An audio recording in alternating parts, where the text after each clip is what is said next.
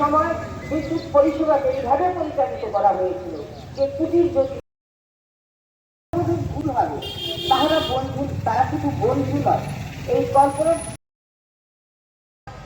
আমরা উত্তর পূর্বাঞ্চলের রাজ্যগুলো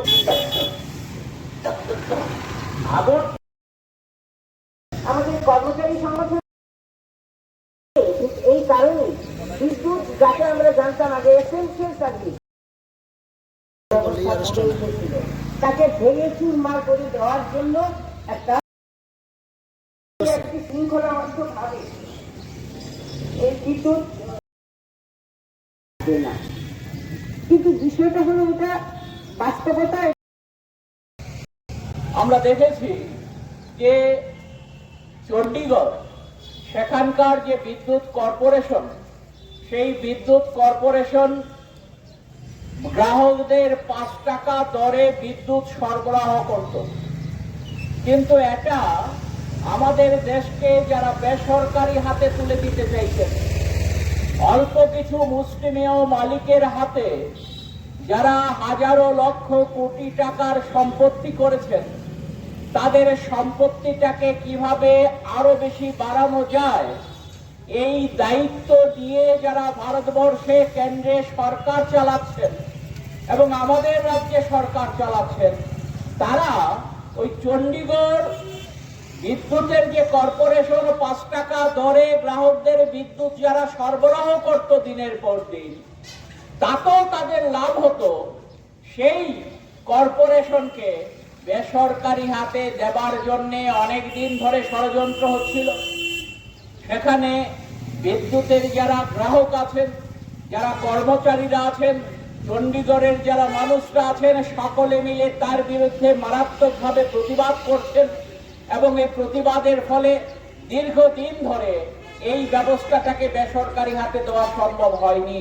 কিন্তু শেষ দিকে মারাত্মক আক্রমণ শাণিত করে এই কর্পোরেশনকে এখন বেসরকারি হাতে তুলে দেওয়া হয়েছে। ঠিক এমনি ভাবে এটা শুধু চণ্ডীগড় কর্পোরেশনের বিষয় নয়, আমাদের ভারতবর্ষে বিদ্যুৎ সংশোধনী আইনের নামে কেন্দ্রের সরকার কি গ্রহণ করেছে সিদ্ধান্ত, এই আইনের মধ্যে ঢোকানো হয়েছে যে ইচ্ছে করলে পর, প্রয়োজন হলে পর, যে কোনো বিদ্যুৎ যারা সরবরাহ করেন তারা প্রতি ইউনিট বিদ্যুতের দাম প্রয়োজনে 50 টাকা পর্যন্ত রাখতে পারবেন।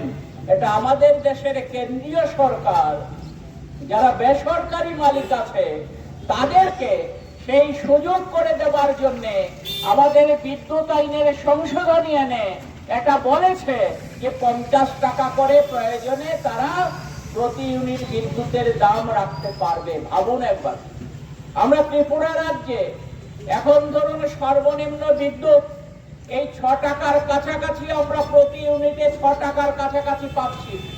যারা সবচাইতে কম বিদ্যুৎ ব্যবহার করেন তারা 50 ইউনিটের নিচে যদি থাকেন তাহলে এই রেটে বিদ্যুৎ ব্যবহার করতে পারেন। তারপর আরো উপর 100 ইউনিট যদি কেউ ব্যবহার করেন, এই সেখানে এই 65 টাকা 60 টাকার কাছাকাছি, সেটা যারা করেন তারা নিম্নবিত্ত মানুষ। এরপর আছে 300 ইউনিট পর্যন্ত যারা ব্যবহার করেন তার জন্য একটা রেট এবং 300 ইউনিটের পর আরেকটা রেট।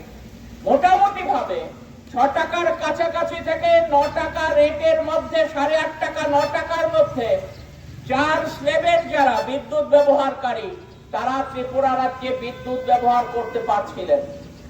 এখন যদি আগামী দিনে ওই যে কেন্দ্রীয় সরকার সুযোগ করে দিয়েছে বেসরকারি হাতে বিদ্যুৎকে ধীরে ধীরে তুলে দেওয়া হচ্ছে, যেমন আমাদের এখানে বিদ্যুৎ নিগম, এটা বিদ্যুৎ নিগম ছিল না তো, এটা ছিল ত্রিপুরা সরকারের আওতায় একটা দপ্তর, বিদ্যুৎ দপ্তর।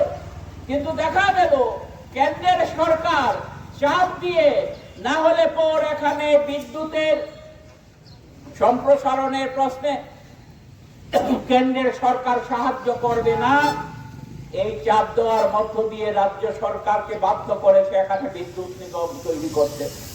এখন বিদ্যুৎ নিগমে দেখা যাচ্ছে, আমার ত্রিপুরা রাজ্যে বলেছেন এখানে বক্তারা, এই ত্রিপুরা রাজ্যে বিদ্যুতে আগে क्या आपके पास पुराना गोल्ड ज्वेलरी है जो अब आप पहनते नहीं? तो अब समय है उसे नई पहचान देने का। स्वर्ण कमल ज्वेलर्स में लीजिए ओल्ड गोल्ड एक्सचेंज का फायदा। अपना पुराना सोना लाइए और बदलिए उसे नए हॉलमार्क्ड गोल्ड या डायमंड ज्वेलरी में। 100% transparent purity testing, current market rate के हिसाब से बेस्ट वैल्यू और पूरा भरोसा। आज ही विजिट कीजिए स्वर्ण कमल ज्वेलर्स, पुराना सोना। Your dreams make you think better, bigger and farther. Your dreams make you more human. I started here as a learner and it is here I mentor new learners today. Tips has given me the leverage to dream big and break all barriers. Come join Tips to manifest your dreams.